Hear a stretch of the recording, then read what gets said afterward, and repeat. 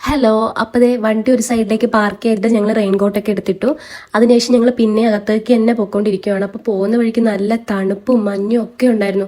അപ്പോൾ ദേ ജീപ്പിലും വേറെ വണ്ടികളിലൊക്കെ ആയിട്ട് കുറേ പേര് അങ്ങോട്ടേക്ക് തന്നെ പോരുന്നുണ്ടായിരുന്നു. അങ്ങനെ ദേ ഞങ്ങൾ അവിടെ എത്തിയപ്പോൾ നല്ല മഴയായിരുന്നു. ഞങ്ങൾ ദേ നേരെ ടിക്കറ്റ് ഒക്കെ എടുത്ത് മല കയറാൻ വേണ്ടി തുടങ്ങി.